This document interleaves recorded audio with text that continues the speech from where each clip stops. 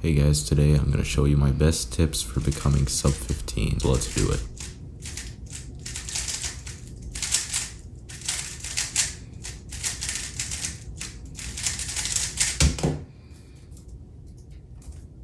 So the first thing I want to say is just some recommendations. From my experience learning some easy OLLs like this one and full PLL, don't actually know why I did that UPerm. I never use that UPerm. Learning these will be very beneficial and helpful for becoming sub 15. You're gonna have to learn them eventually if you want to keep progressing to sub 12 and whatever. Full PLL probably by like sub 20. I would say you should probably learn it. But if you don't already know it now, then now's the time to learn it because it's gonna help a lot. All right, now for my first real tip is to use your inspection time wisely. So what I mean by this is obviously when you're planning your cross, you should already be able to plan cross. But if planning cross is hard for you, then just work on planning your cross. If planning cross is very easy and you can plan your cross every single time, then you should start working on planning your first F12 pair or just planning maybe a corner. But with really easy crosses like this, you should try and plan the full F12 pair. So as an example, you want to try and find one that's going to be in the top layer, and knowing which ones come in the top layer just comes from experience. So I'm thinking this one. So once we do the F2, this is going to come over here. So then you'll notice that it's split up from the blue one. So that means that it's just going to come over here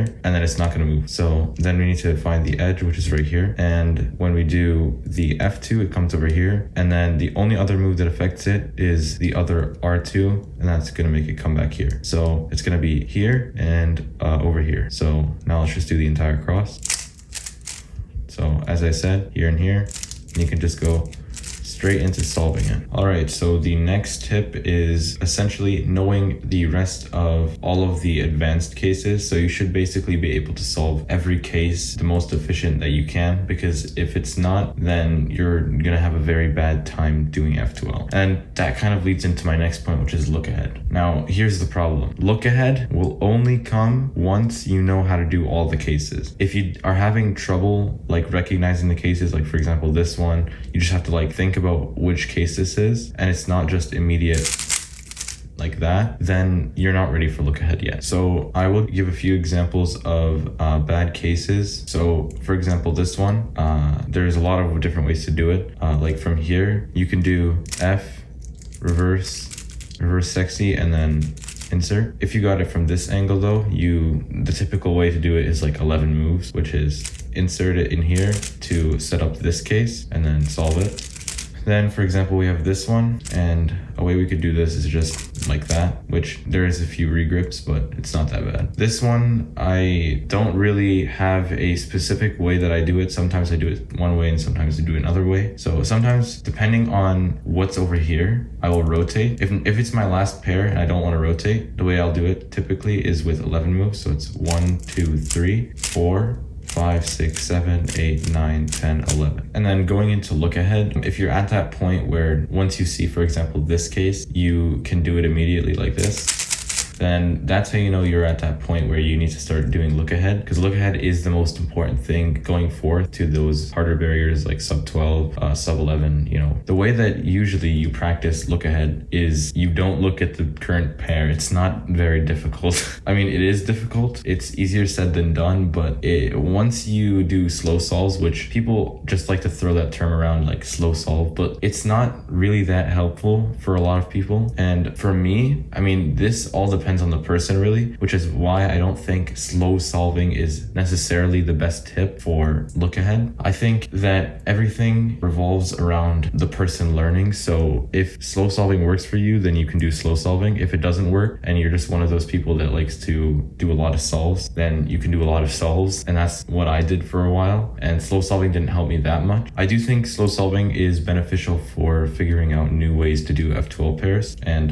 that's really good. But in general, slow solving is only good for a certain amount of people, and I think regular solving with just focusing on look ahead is better than focusing on slow solving. Practicing big cubes or Megaminx. Now, this is one of those tips that also kind of depends on the person, because if you're already good at 6x6 or Megaminx, if you know what you're doing basically in any of these events, then I think yes, practicing them will help you. If you're like me, trash at 6x6 and Megaminx, I averaged like, I actually don't know right now, but on 7x7 I averaged like sub 5-ish, which is not enough for it to help me with my look ahead. Because for example, a big cube or Megaminx to help you with your look ahead, you have to be doing the look ahead in the first place. And how are you supposed to do look ahead if you're still learning the cases? You can't. This same thing applies with Megaminx. If you don't know what you're doing, then don't bother. If you know what you're doing, then go ahead. All right, now I'll do like 3 example solves just to show you what a sub 13 solver would do. Cross pieces for this one are here, here, here, and here.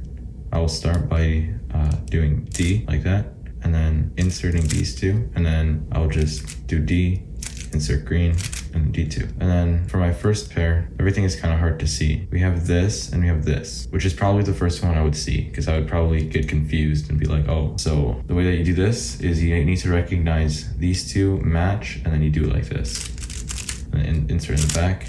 A way that you can solve this without rotating is just move it over here and then do sledgehammer, and then you can just rotate to the back so that things are more accessible over here, because now you have this. Also regrip, no, like that, and then this can be solved in the back like this. And now we have OLL and PLL.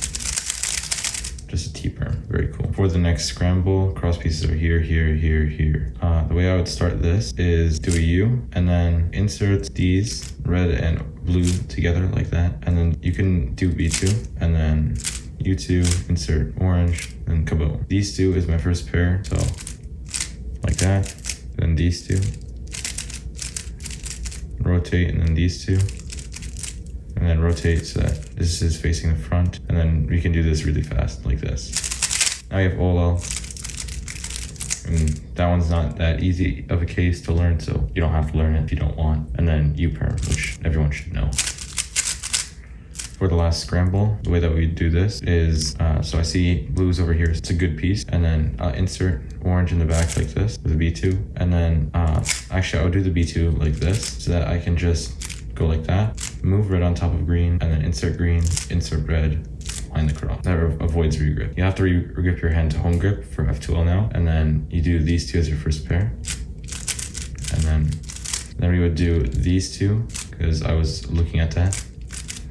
Rotates the front, and then the next one would be these two. So now this is a bad case. So you don't really have an option here. You could like try and pseudo slot stuff, which I think in a solve, what I would do is probably something like this, and then like that, and then pair it up and insert, and then we just get this. That is a little advanced. It's not really that hard. It's just a really bad case. So you just solve this pair like that, and then OLL and PLL. Keep in mind, these are things that I think a sub 15 solver should know, other than like the full OLL. But other than that, everything is pretty easy. If this video helped you, please like and sub, and also bye.